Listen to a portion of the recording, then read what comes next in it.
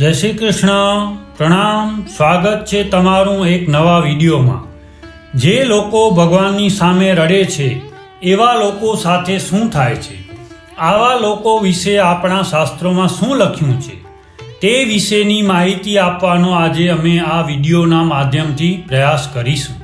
તો વિડીયોને ધ્યાનથી સાંભળજો અને પસંદ આવે તો વિડીયોને લાઈક, શેર અને ચેનલને સબસ્ક્રાઈબ જરૂરથી કરજો।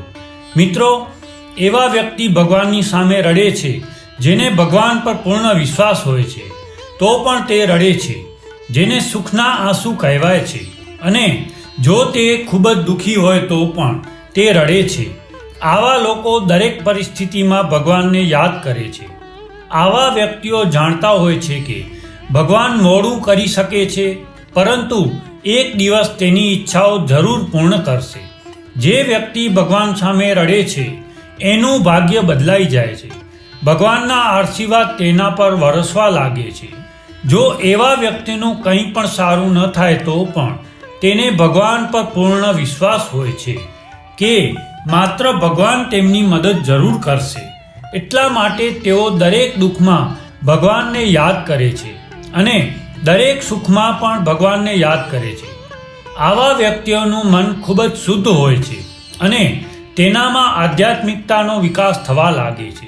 એનું મન ભગવાનની ભક્તિ કરવા લાગે છે। જ્યારે કોઈ પણ વ્યક્તિ ભગવાનની સામે જાય છે ત્યારે તે પોતાનું દુઃખ અને દર્દ ભગવાનને કહે છે। ભગવાન હંમેશા આપણા મનની વાત જાણતા હોય છે। ભગવાન સંપૂર્ણ જગ્યાએ વસેલા છે। ભગવાનથી કંઈ પણ છુપાયેલું નથી હોતું। જ્યારે વ્યક્તિ ભગવાન પાસે જાય છે ત્યારે તેને રડવાનું મન થાય છે।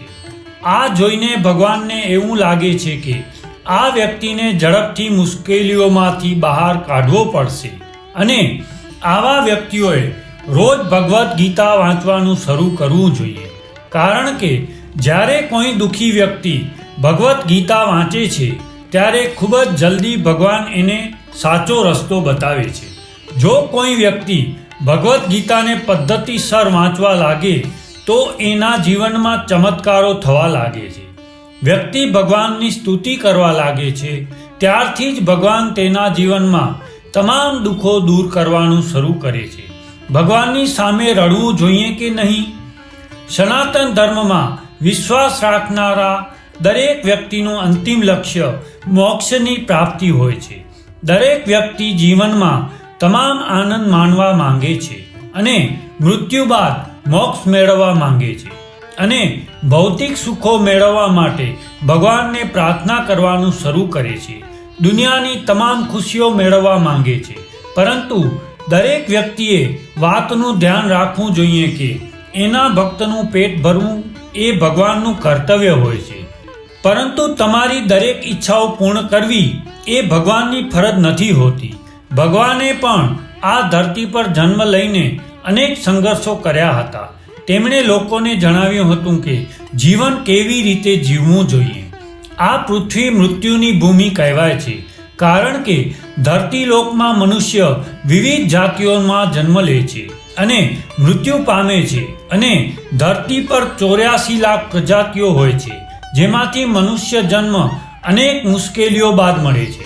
પ્રાણીઓ પણ ભોજન કરે છે અને બાળકોને જન્મ આપે છે, પરંતુ મનુષ્યનો જન્મ અનેક ઉદ્દેશ્યો માટે થયો છે।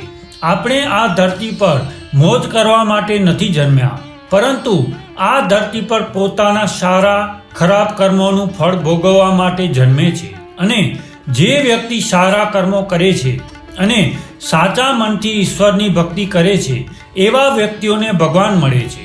જે વ્યક્તિ બીજાને નુકસાન નથી પહોંચાડતો અને પોતાની મહેનતથી કમાયેલા પૈસાથી પોતાના પરિવારનું પેટ ભરે છે અને મનુષ્ય સહિત કોઈ પણ જીવને નુકસાન નથી પહોંચાડતો એવા વ્યક્તિને ભગવાન મળે છે।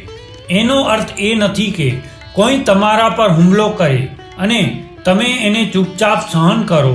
ભગવાને આનો પણ ઉપદેશ આપ્યો છે, જો કોઈ તમને પરેશાન કરી રહ્યું હોય તો તમારે એની સામે અવાજ ઉઠાવવો જોઈએ, અન્યાય સહન ન કરવો જોઈએ। ગીતામાં ભગવાન શ્રી કૃષ્ણએ અર્જુનને ઉપદેશ આપ્યો હતો કે જીવન કાયરતાથી ન જીવવું જોઈએ। જો તમારી સાથે કંઈક ખોટું થઈ રહ્યું હોય તો તેને સહન કરવું એ કાયરતા ગણાય છે. જે વ્યક્તિ ધર્મ અનુસાર જીવન જીવે છે એવા વ્યક્તિઓ પર ભગવાનની કૃપા વરસવા લાગે છે.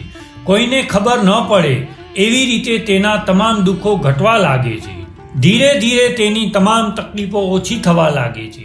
એવા વ્યક્તિઓ હંમેશા પોતાના મનમાં ભગવાનની પ્રાર્થના કરતા હોય છે અને તેમનો આભાર માનતા હોય છે કે ભગવાન મારી સાથે છે.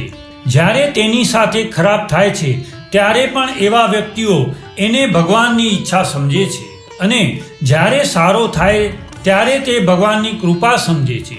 આવા લોકોને દુનિયાના તમામ લોકોના મન વાંચવાની શક્તિ મળે છે.